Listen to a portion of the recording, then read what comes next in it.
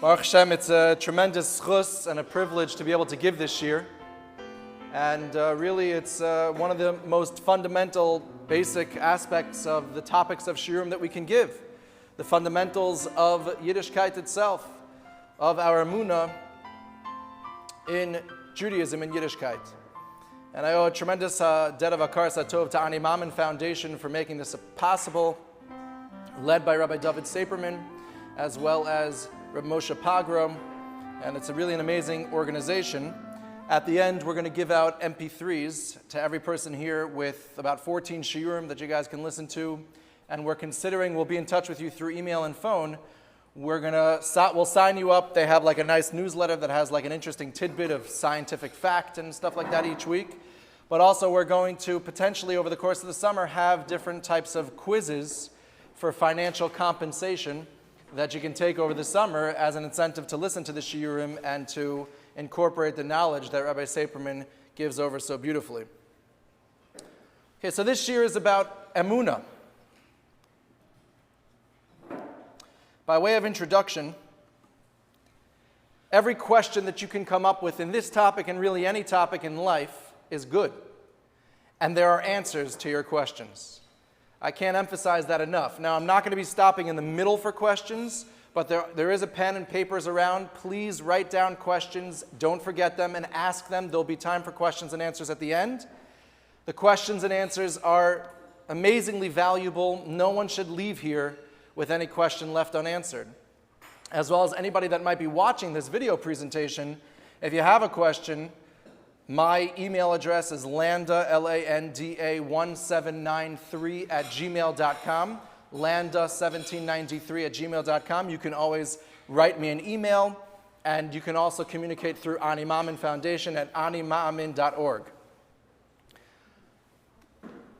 There are really three pillars upon which our Emunah, from a rational perspective, is built.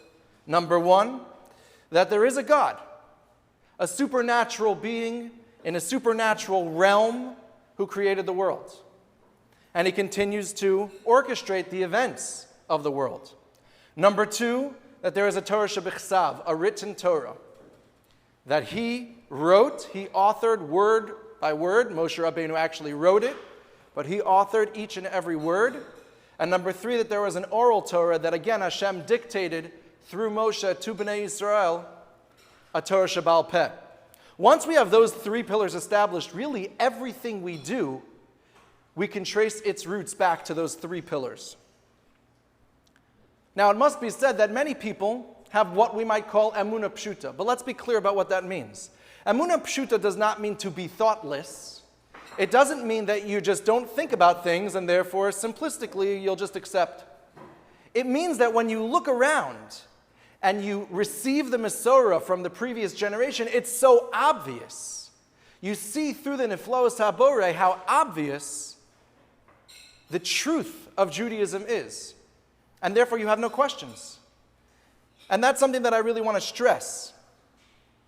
That while some people will have questions and some people won't, either way, understanding and getting a more thorough understanding of the credibility in our Emunah is so valuable, certainly for those who have the questions, but also for those who don't. It could be mechazik the Emunah on many levels. Matan Torah really is the basis for our Emunah. We're going to start earlier than Matan Torah, but Matan Torah itself, at Maimon Har Sinai, when we got the Torah, that revelation, which we'll discuss at length soon, is something that really put within us a tremendous sense of Emunah. As Rabbi Saperman says, Da masha tashav la'apikoros, know how to answer the apikoros, can actually apply to ourselves as well. And that is actually the MP3 that I'm going to be giving out at the end. Know what to answer to yourself. It can be mechazik the Emunah for everyone. This seichel approach has many makoros to it. And like I said, it's really for all, especially for those who struggle with questions, but just as much for those who don't, to be mechazik the Emunah. So let's start in the beginning.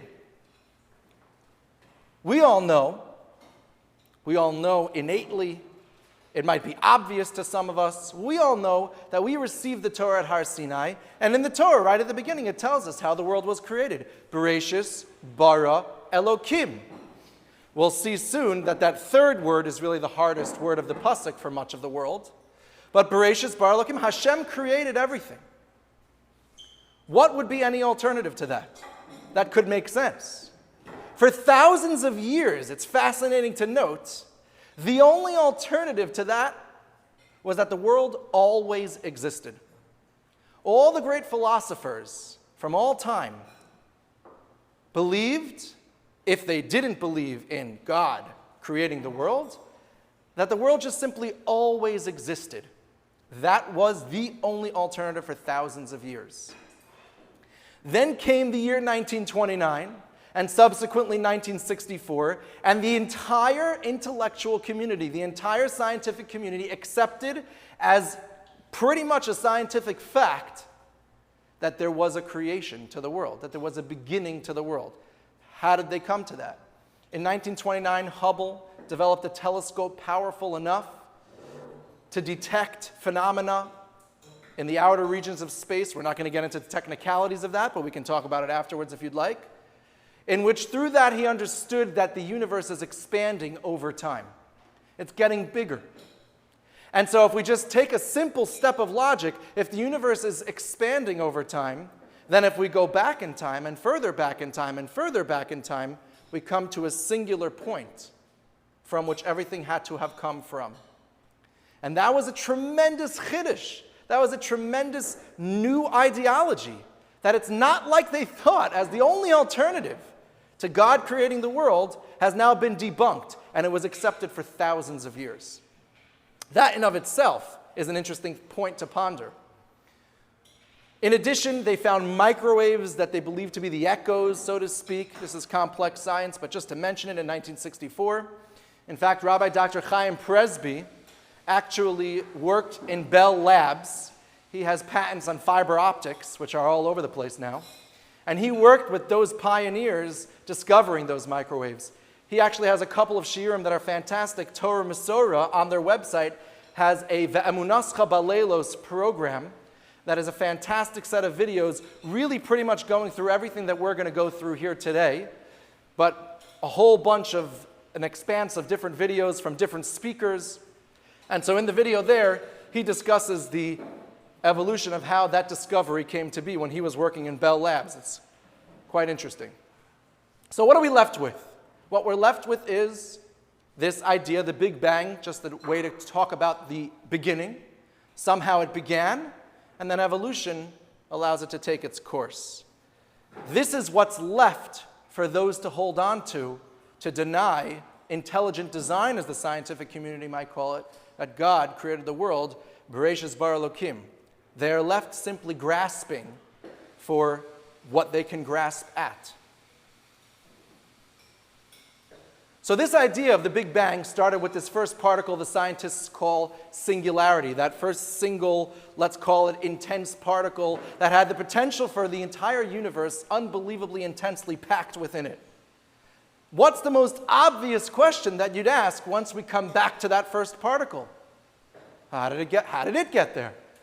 And that's still a question that they're working on.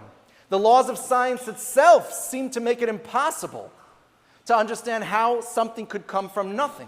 Yesh me'ayin, we have the laws of conservation of matter and energy. That means that nothing can come, as we would call it in Chazal, yesh me'ayin.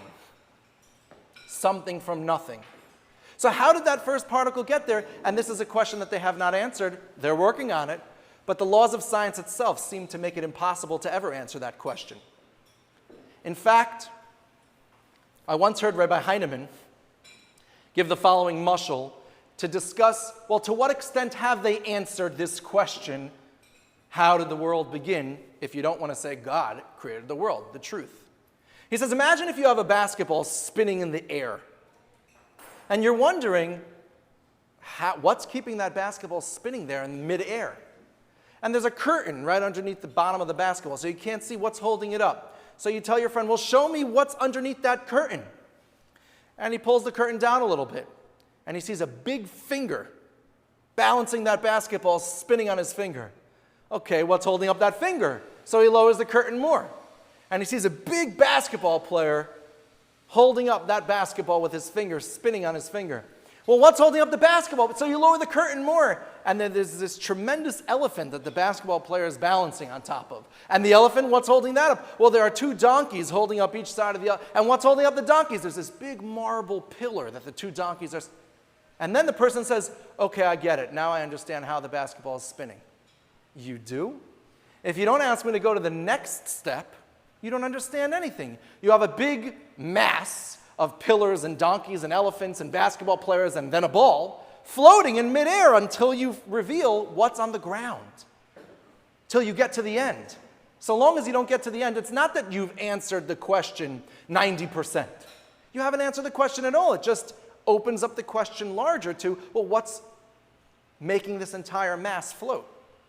And so too here. If we can't answer how that first particle got there, then even if we attempt, which there are many gaps as we'll see, but even if we attempt to explain how things can transform from one thing to the next, become more complex over years and years, still, if we can't answer how that first particle got there, we have not answered the question at all. And that's an important point to consider.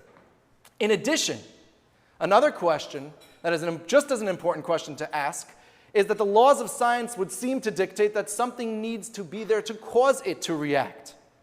How did that singular particle all of a sudden explode, so to speak, and from there the universe was created and continues to expand to this day? What caused it to react? It would seem that these are impossible questions at this point for us to be able to answer. And so I ask you the following question. What is the more open-minded and the more closed-minded approach to these questions? Think about it. I have two possibilities in front of me. That there is no supernatural realm. There is no realm that is not bound by biology, chemistry, physics. I'm closed-minded to that option. My only option is that everything exists and that ever existed is within the physical, natural realm, bound by the sciences. My other option is that there's a supernatural realm. That there's a realm that we cannot detect with our devices, and it exists out there. Now, do we ever have realms of existence that we were not able to detect with our devices? And only over time did we develop the technology? Of course. Think about it. Anything microscopic was undetectable for who knows how long, and then only recently did they begin to be able to detect a whole realm of existence that we didn't know existed until we developed the right tools. Now, maybe by definition, the supernatural realm is a realm that we can never develop the tools to detect within our natural world. By definition, it is above nature, beyond our grasp, but so what? Who says it doesn't exist? And if we don't assume it exists, if we assume the possibility that it could exist, perhaps it exists, all of a sudden these questions go away. These questions lend themselves as tremendous evidence for the fact that there is a supernatural realm with a supernatural being, namely God, who came from a supernatural realm that always existed and created the world, began the natural realm from a point in time, began time itself. Now you might ask, okay, so I don't know how the natural world began. But what do you say, Rabbi? What's your answer? That God created it? Do you understand God? Do you know God? Do you know how He works? Do you know who He is? Do you know what He's like? And I say, no, I don't know to all those questions. I don't really know. I can't really understand. He's in the supernatural realm, beyond my comprehension. So how do we deal with that question? When a person walks out into the world, as we find with Avram Avinu, he's struck by a question. Any thinking person is struck by, how did this all come to be? Look at the beauty, look at the complexity. Here I am, I'm aware of my existence. How did it all come to be? That is a question that we as natural beings ask about the natural world. It is an automatic question that burns within the inside of most people just thinking about, how did it all come to me? Baruch Shem, us who stood at Har Sinai and we have the Torah and we have our Masorah, the question is a non-starter. But any human being without any Masorah ponders that question as they've done for thousands of years. What these questions motivate us towards, what they push us towards, is the recognition that there is a supernatural realm beyond our comprehension. Whereas to be closed-minded and to assume there's only a natural realm leaves us with seemingly unanswerable questions, as we said. And so, the question on the table is not, okay, now that we assume that there's a supernatural realm and we have credibility for that, how did that supernatural realm come to be? By definition, it's something that's beyond our grasp, beyond our comprehension. All we're saying is that the question on the table is, how did the natural world get here? And we are natural beings. That's our question. The answer to that question is there must be something beyond the natural. To then ask, but how did that beyond get there? That's impossible for us to understand. It's beyond our comprehension. But it is not at all the same question as how did this physical natural world get here, and to be left with seemingly unanswerable questions. So really, the open-mindedness of, let's call it the religious person here in the room, to consider and then see the evidence for that supernatural realm is actually has tremendous credibility due to these questions versus being closed-minded and assuming as a starting point, no, there is no supernatural realm. That's the first step. That's all just talking about how did everything begin, the beginning. Now, how did everything develop into the unbelievable complexities that we have today? So again, this is an impossible question to answer for anyone before Darwin came along. Because before he came along and suggested his theory of evolution, which we're going to get into in a second, how could you ever answer this question? The only answer was, which was debunked, that the world just always existed the way that it was. Thousands, millions, however back you want to go, however many years you want to go back, that's the way that the world existed. But now we see that that's wrong. We've absolutely proven that that's wrong. So Darwin comes in and he presents us with a theory of evolution. We're not going to go into too many details. We don't have enough time to get into too many details, but we'll go through a little bit, and I'll recommend some resources to get into a lot of information that you can get into on this topic. First of all, the scientists themselves that buy into Darwinian evolution recognize the statistical improbability of it being able to occur. The amount, basically what evolution says is that random accidents happen from time to time. Random genetic mutations happen from time to time, and those that provide an advantage for the person, the animal, the creature, the organism, the planet, those are the things that are going to stick and continue to be passed down to future generations, and you can have an evolution of a species and from one species to the next. That's the basic theory, survival of the fittest. But there are so many accidents that have to happen, and so many of them in order, and some of them simultaneously, in order for us to have what we have in our world today, that even with the 14 billion years that scientists would like to suggest is the age of the universe, even with it, it is extremely difficult statistically, mathematically, statistically. And so right from the start, you start with the fact that why would we even accept this, except for it is currently the only alternative to the obvious recognition, the Emuna Pshuta. You look around, the Ribbono Shalom, God created the world. There is a supernatural realm that always existed, is not bound by time or space, and from it, the natural world began, was created. Think about it. Imagine if you were walking through the desert, and you come across a watch, famous mashal, and you pick up the watch, it says Swiss made on the back, and you're walking with your friend, and your friend says to you, where do you think that watch came from? And you say, I guess somebody was walking through the desert in the same area that we are, and he dropped his watch. So your friend says, no, that's not what happened.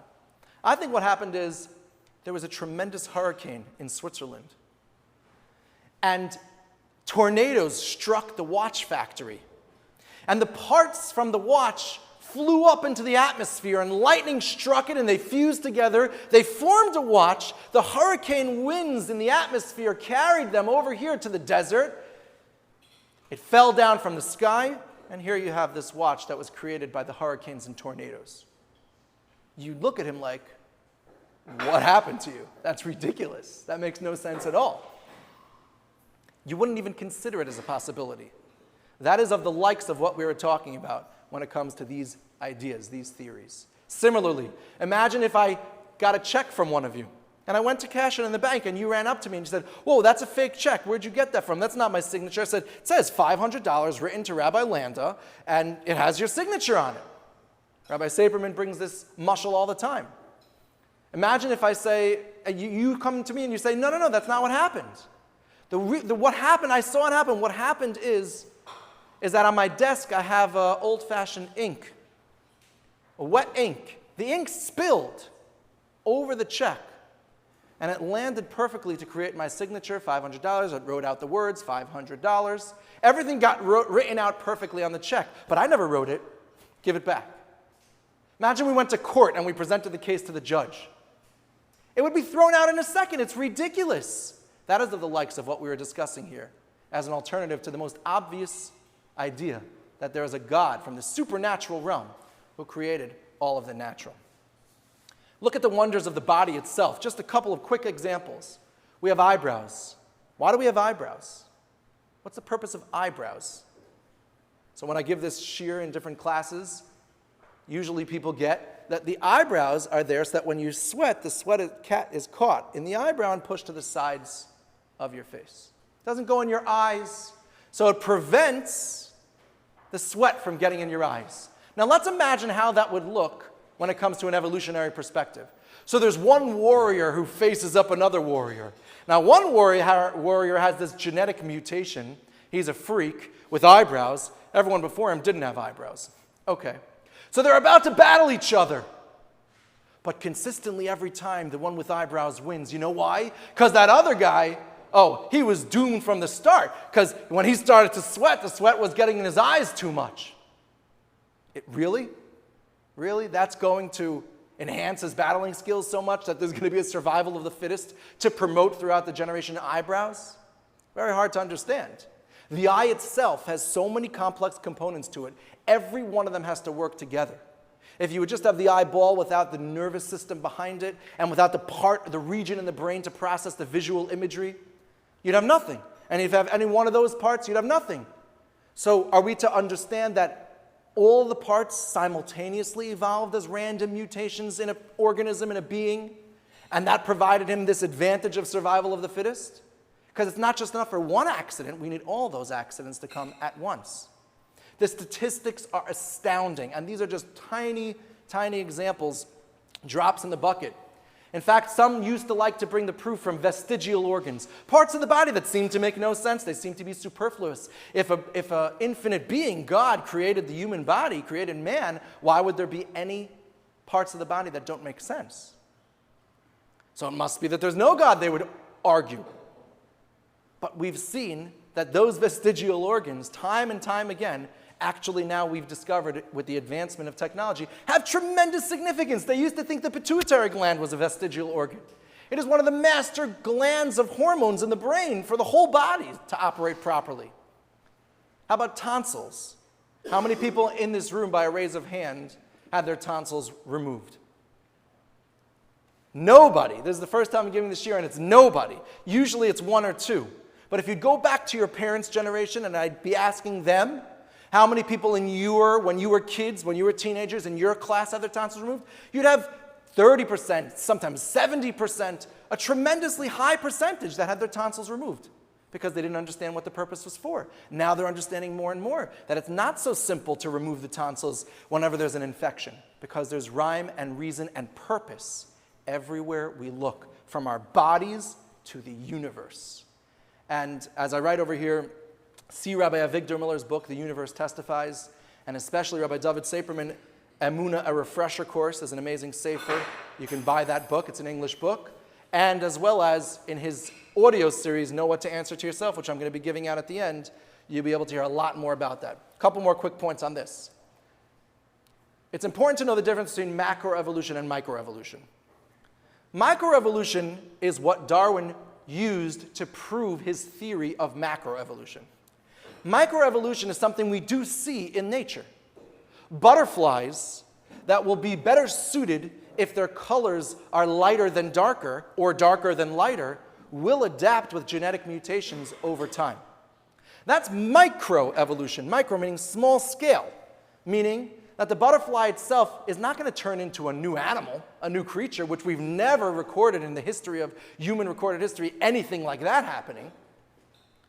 That it will adapt to its surroundings but remain the same creature as microevolution, we have evidence for that, and we have actual happenstance of that.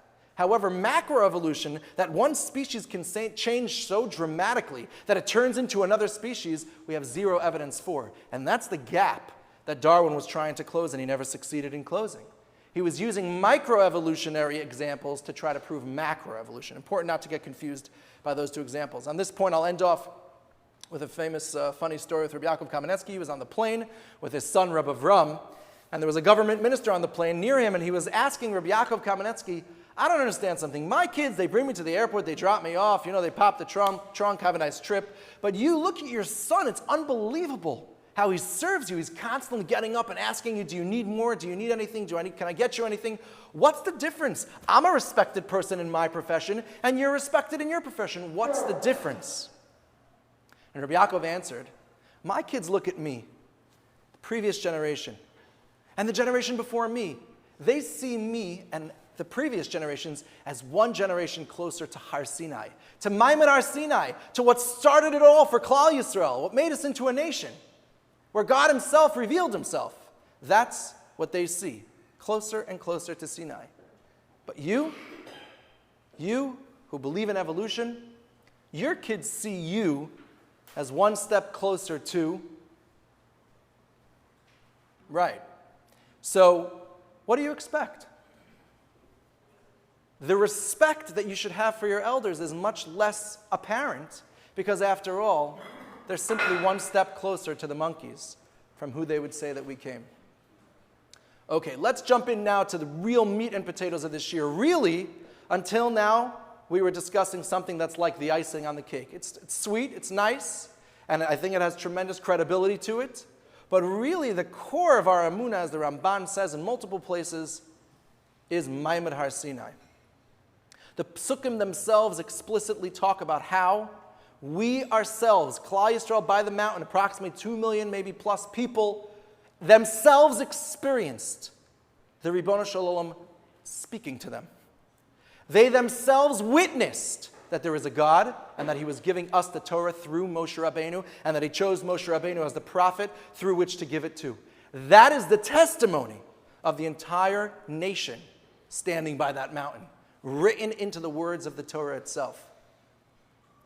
Think about the difference between how the other Western religions, for example, began and what their credibility relies on and ours.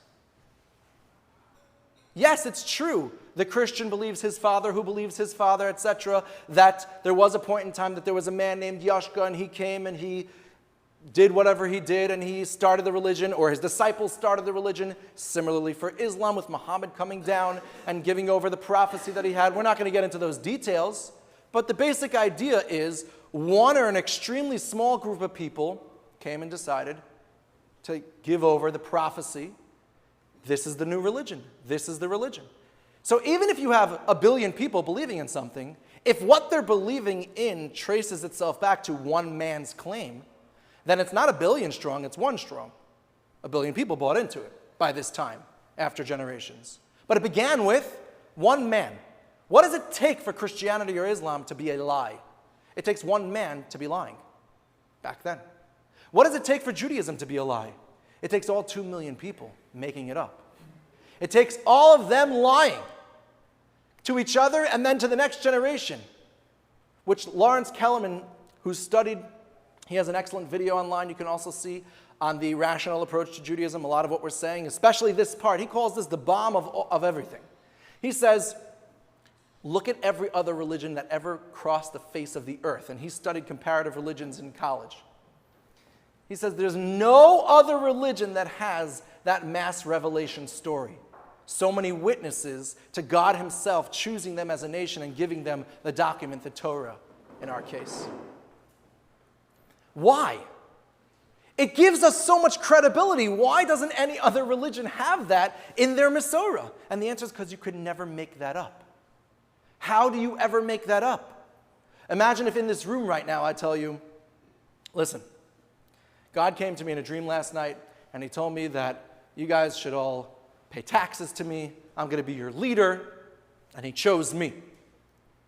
So you could choose to believe me or not. I'm one person. I could be telling the truth or not, depending on my charisma, depending on if I'm instilling any fear into you, depending on if I'm offering you any incentive. You can choose to believe me, which were all components of how the other religions expanded themselves. But imagine if I came to you and I said, last night I was woken up by God. I was brought out to the park. I told God, look, you want to choose me, that's great, but let's bring all these guys together so we can have a nice olam, we can have a nice crowd witnessing you choosing me. And God says, I knew I chose you for a reason. Good idea. And he woke all of you up from your sleep last night and brought you to the park. You remember? And you were all there, and you saw God choosing me and giving us this document, which, by the way, says, pay me lots of money. Imagine I told you that. You'd look at me like I'm crazy. What? That definitely didn't happen, because while I don't know what happened to you, I know what did or didn't happen to me. And therefore, there's no way I'm going to accept it. It's so difficult to try to convince, nearly impossible to convince someone what happened to them. And that is the difference between Judaism and the other religions of the world. It is not about believing ultimately one person's claim. It is believing ultimately the nation's testimony, the mass revelation. One might say, well, maybe there was never a revelation and the whole idea was introduced at a later point in time in history. Maybe somebody came with this document, made it look old, and he introduced it to everyone sitting there in a tribal region somewhere. And he said, your ancestors were here. And they asked, but what happened? How come we don't have any memory of this? And he says, no, don't worry about it. His name was, let's say, John. And he says, don't worry about it. You forgot it. It was forgotten, but now I'm coming back to remind you all it was forgotten in the previous generations. There are so many questions on such a suggestion. First of all, when exactly would this have historically taken place? We know that the entire cultural world accepted that there was a biblical document called the Torah in the same fashion that it exists right now, as much as 2,300 years ago with the Septuagint, when you had all those 70 Zikanim coming together and translating the Torah into Greek, which was the modern cultured civilized language of the international world, like English is today. And so the world was aware of the Torah already at that, so it has to be before that. Now, Matan Torah was 3,300 years ago approximately. So there's that 1,000-year period. In that 1,000-year period, you have the Malachim, David HaMelech, Shlomo HaMelech, the Bayis Rishon, Bayis Sheni, which spans a good 800 years, 400 to 800 years after Matan Torah. So we have all these detailed records. When exactly would the Torah have been totally forgotten, that the people have no clue, and all of a sudden it's introduced at that point? There seems to be no place in history to actually put it in, just logistically to find the years to do it in. In addition, this guy John, how come we never heard of him? Our Masorah should not be that we all witnessed and experienced God himself at Har Sinai 3,300 years ago. Our Masorah should be 2,700 years ago, John came and introduced to us the religion that is Judaism, and he told us about how hundreds of years before that there was a Maimon Har Sinai. That's not what we have. There is no mention of such person. Lastly, there's much more to say, but lastly for now, in Dvarim, Parak Lamed Aleph, Pasuk Kaf Aleph, it says, Ki losi shachach mi pizaro. Is John an idiot? Why would John write in this document that he wants to try to convince the people to accept that this Torah, this religion, will never be forgotten from your children? His whole thesis is, it seems to have been forgotten, but here I'm reintroducing it to you. And he himself, in preparation for this trick, writes that it will never be forgotten. And there's so much more to say. For lack of time for now, we'll leave it at that, but the Maimon Har Sinai, the mass revelation, has such a credibility advantage to Judaism over the other religions. It is unbelievable. And really over any other possibility, even if you look at atheism, which is the most prevalent in our times and what's going on in the media and in our culture. Sociologically, as Lawrence Kellerman puts it, to be able to create out of thin air a mass revelation story is so impossible that it lends itself to tremendous credibility. As we discussed before, never in any other society, in any other religion, was it ever successfully implemented into their Masorah. By the way, if we're concerned about billions of people arguing with us, just keep in mind, those same billions, Christians and Muslims alike, all agree that there was a Maimad Har Sinai, that the Torah was given to us by the Ribono Shalom, to Judaism. It was given to us. They all agree. And even though in the Torah it says, and this Torah will never change, many times throughout the Torah, even though it says that, still,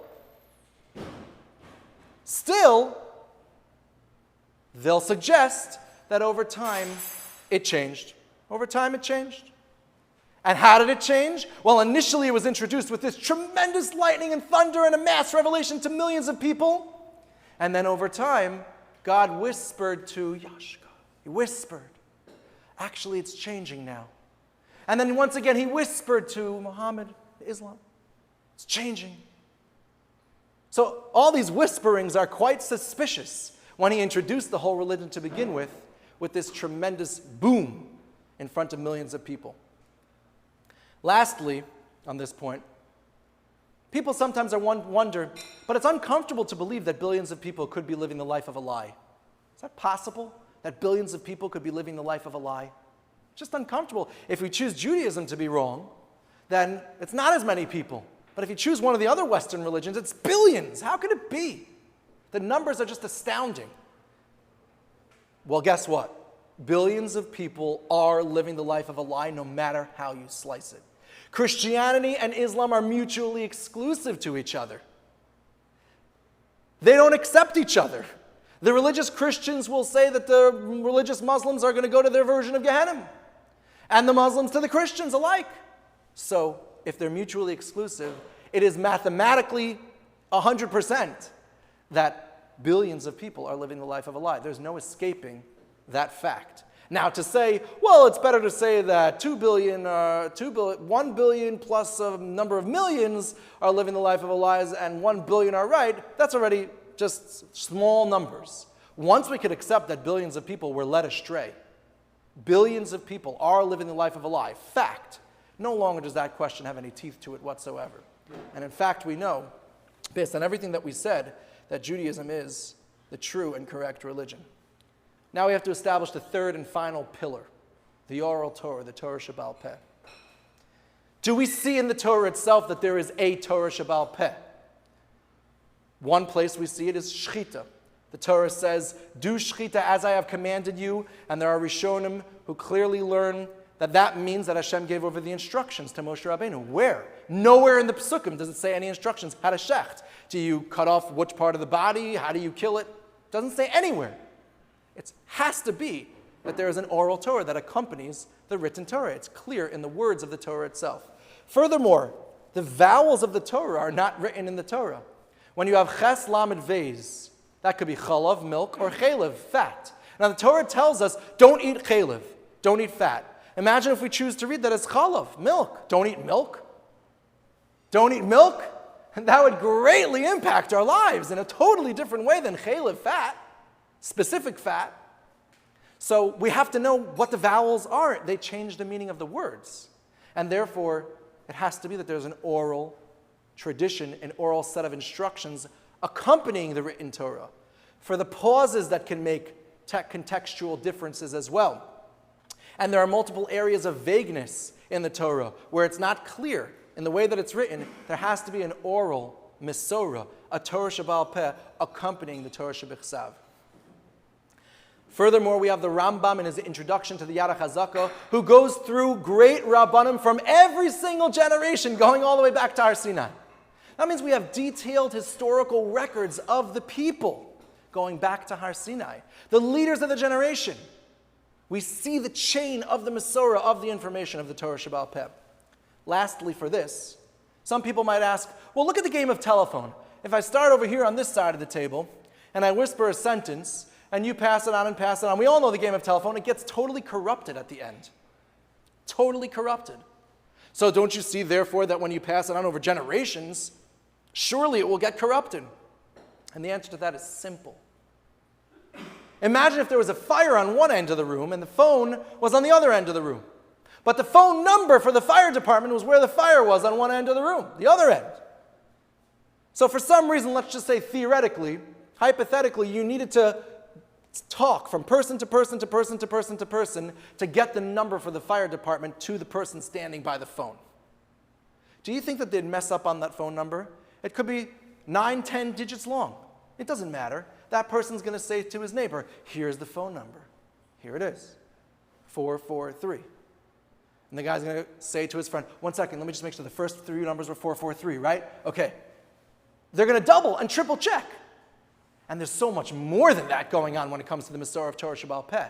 But there's no way that they'd mess up that phone number when it's important. The reason the game of telephone corrupts information is because it's not important. It's a silly statement that starts it out. It's a game. But when it's not a game and it's life itself, you're not going to mess up. You're going to double and triple check, and you'll get the information accurately. There's for sure a whole shiur we could do that we're not going to do today on the Masorah of Torah Sheba'al Peh, understanding the evolution of machlokes and all of that, which is very interesting. But for now, we're here just to show there is clearly a Torah Sheba'al Peh that has the strength to be given over accurately in its main points from generation to generation. So if all of you were Christians sitting here, let's say, and you heard me giving my shiur, would you all take your crosses, throw them out the window, and I can have a neat stack of yarmulkes over here. You could all choose the style you like, and you'd all convert to Judaism based on my shiur. Would we be creating a revolution? First of all, they believe their fathers as we do. Now, we established a huge credibility advantage in the Masorah, that yeah, we believe our fathers, but it goes back to a mass revelation versus them going back to that one person. But as long as it's possible, they will hold on to their Masorah, and the reason is simple. There is a simple psychological phenomenon called cultural pressure. And that means that when a person is in an environment where everyone believes that system, your parents, your teachers, your priest, most of all perhaps your football coach, everyone believes that Mahalach HaChaim, that philosophy, it is extremely difficult to break out of that. And so they remain within that understanding, that philosophy. As long as there's a possibility, even if that possibility is so remote and unlikely, we cannot prove, like I can prove that that table is sitting there with our 5 senses, that Judaism is right. But we can prove intellectually a huge credibility advantage for Judaism over any other option. And that's what we're here to establish today. In fact, people go so far as to say that maybe Maimon Har Sinai was really all of Klal Yisrael going on one big trip, one big hallucinogenic trip. And they consumed either peyote, which is a certain type of cactus, or mushrooms, as my Zeta called them in Europe, Meshuggah mushrooms, and they all hallucinated the same crazy mass revelation story. And that's how it happened. But you see to what lengths they're going. That makes no sense. A hallucination is not something that everyone shares. It's very personal. It depends on your personal experiences, your history, etc. It's not that everyone hallucinates together. That's not how hallucinations work, but we don't even have to get into it. As long as it's possible. But let me just make this point really clear. When we choose how to live our lives, yeah, we were born and brought up in Jewish homes, Baruch Hashem, in the right mahalach, in Jewish communities. So you'd say, well, it's hard for us to break out of it too. That's true. But if we step back for a second and look at the credibility advantage that we were born into, it's a tremendous chizuk to our Emunah. Yes, it would be hard for us to change even if we'd find credibility advantages in the other way, but there aren't. Look at it objectively. Ask the questions. We'll have time at the end. You will see clearly the credibility advantage is so strong for Judaism and its foundation. So Baruch Hashem, thank God that we were born into a place that it makes it easy for us to follow the path of truth. If I were to tell you that maybe this floor tile right here is a portal to another dimension, and I'm going to fall through never to return. So maybe I should skip that floor tile when I walk out of this room later. It certainly decreases the chances of me falling into that dimension. But you'd say that's ridiculous. And maybe the next tile too. So I should just skip as many tiles as possible. How about breathing? Is it possible poison gas came into this room right now? It's possible. It's extremely unlikely. But if I'd hold my breath right now, I would breathe a little bit. I would have less of a chance of breathing poison gas because I'm breathing less in general. Whatever the tiny fraction percentage that poison gas came into this room is, if I breathe less, I'm dividing it in half. I'm dividing it in 4. I'm lessening the chance. But we don't live our lives like that.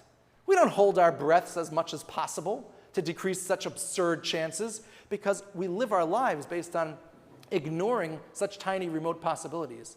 That is the likes of what we are dealing with. And if we live our lives when it comes to walking and breathing in that way, certainly we should live our lives when it comes to the basic philosophy and ideology that we base all of our lives and our existence on. I want to show you one quick video. I have 2 here, but I'll show you one quick video of how cultural pressure can affect how we behave and how we think, and therefore how difficult it would be, despite all this evidence and this credibility, as long as it's not absolutely 5 senses type of a proof, they will stick with this and their ideology. Let's take a look here. The gentleman in the elevator now is a candid star. These folks who are entering, the man with a white shirt, the lady with a trench coat, and subsequently one other member of our staff, will face the rear. And you'll see how this man in the trench coat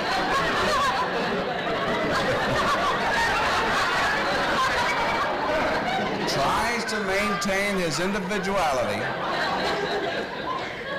but little by little,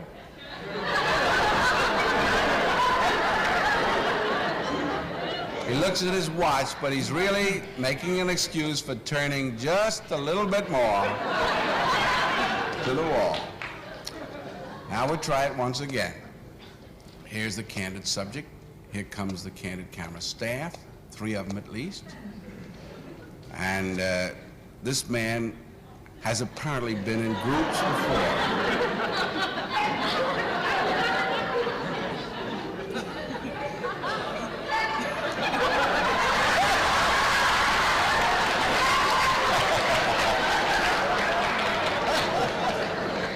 Now, here's a fella with his hat on in the elevator. First he makes a full turn to the rear and Charlie closes the door.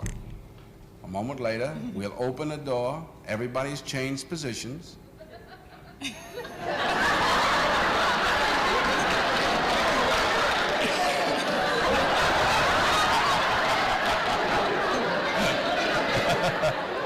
Now we'll see if we can use group pressure for some good. Now, in a moment, on Charlie's signal, everybody turns forward. Notice they take off their hats. And now, do you think we could reverse the procedure? Watch. All right, so you get the point over here. It's actually an insurance commercial. But you get the point over here that peer persuasion is quite powerful. There's another video here for the constraint of time. I'm not going to go through it, but basically there are many psychological studies done, like the second video shows, where they had a person sitting in a waiting room and they had smoke coming out from under the door on the side of the room. And when the person was all by themselves in the waiting room waiting for their appointment, they immediately got up and went and told the person, I think there's smoke here, there's danger, you got to figure out what's going on over here. But when there was a room filled with people, like 8 other people, who were in on it and were just ignoring like it was totally normal that there was tons of smoke piling into the corner of the room from another door, so then that person, most of the time, just sat there for 10, 20 minutes until they were called in for their appointment, because no one else is doing anything about it. We are affected greatly by our peers, and that's obviously a discussion that we can have from a psychological perspective at length, its own lecture. But again, that is something just to show how powerful it is. And so Baruch Hashem, for us, it actually works to our benefit, that it is something that enhances our living with Emunah and our living with the truth that is Judaism. Okay, we should be done here within 5 minutes. Just a couple final points here. History itself seems to be something which gives tremendous credibility to Yiddishkeit as well. The Ramban, in his intro to Torah, talks about how the Ribono Shalom, and it's clear in the Psukim, dictated every single letter and word to Moshe Rabbeinu. Once we accept that, why in the world would he allow changes that change the main text and meaning of the Torah to creep in? That would defeat the whole purpose. So he himself would maintain the core of the Torah. In fact, the Ashkenazim and Sephardim, it's incredible. They went through tremendous exiles in tremendously different parts of the world, and yet in our recent days have all come together with the same Torah. Yes, there might be 6 minor differences. Should it say and or? Should there be an additional letter in names or in the prefixes to names? It's unbelievable how minor the changes are, nothing to the messages of the Torah. That in of itself is incredible. The authenticity of the Torah, how it is maintained. Finally, we have Mark Twain, the famous poem, won't go through it. All things are mortal but the Jew. You look through history itself. The fact that the Jew was able to survive so many exiles and outlast all the great empires of history is in of itself testimony to something special about the Jew. So now what? We know that the body has an neshama. There's an area of ruchnius, that is the supernatural that we began with. We ourselves are a combination of physicality and spirituality, supernatural. The neshama, the Torah nourishes much like food for the body. It connects us. The mitzvahs and averos actually impact us and who we become. The Torah is our guide for life. There's a famous quote, our thoughts become our words, become our actions, become our habits, become our values, become our destiny. And the Torah is what's guiding us how to think, how to speak, how to act, to develop healthy and good habits for successful living in this world, and Eretz Hashem to be zocha to the next world. The reward itself, sometimes I have Bachram come over to me and say, I just found out that the reward for Olam Haba is we're going to be sitting in Shir with an amazing Rebbe. There's going to be no bathroom breaks. There's going to be no breakfast or lunch breaks. It's just going to be straight learning 24/7. So how do I go to the other way? How do I go to the other path? Maybe I don't want to go there. Doesn't sound too good. Don't think about that. We can't understand what it will be like in the supernatural realm. Yes, there might be mashalim and chazal for it, but the key to know is, one thing is guaranteed, as the Mishnah in Avos says, the reach, the smell outside the gates of Gan Eden, is more pleasurable than every single moment of pleasure that anyone ever experienced in the history of mankind. That means the baseball player who hit that Grand Slam home run to win the championships, to win the World Series. It means all of them, all those moments of unbelievable pleasure we can't barely even imagine. It means illegal pleasures and legal pleasures of life, having a child, the first child, unbelievable pleasures that people experience throughout the history of mankind. Put all that pleasure into one incredibly intense moment of pleasure that we can't even imagine, and that still pales in comparison to the pleasure of the smell outside the gates of Gan Eden. I don't know exactly what we'll do, but I guarantee you it will be that pleasurable, as Chazal make it clear. So it is a worthwhile endeavor, even if we just look at it from the schar va'onesh, from the reward perspective. And there's a lot that we can discuss here when it comes to understanding the system that Hashem put in place. Finally, with these steps established, all these different areas that we've shown this credibility, our belief in subsequent lifestyle becomes a matter of common sense. This belief enhances our life. It does not stifle it. We must understand that Hashem guides us with love and cares deeply about us.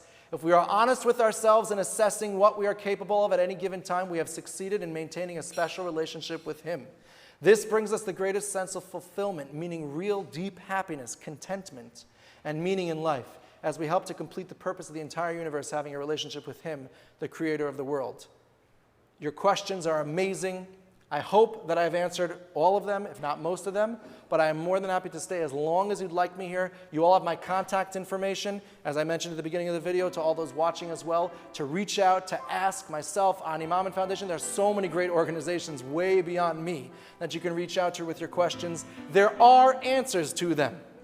To these questions, there are answers. You just have to ask the right people at the right time, and you will get those answers. And with that, I will open up to questions and answers. Thank you guys so much for participating.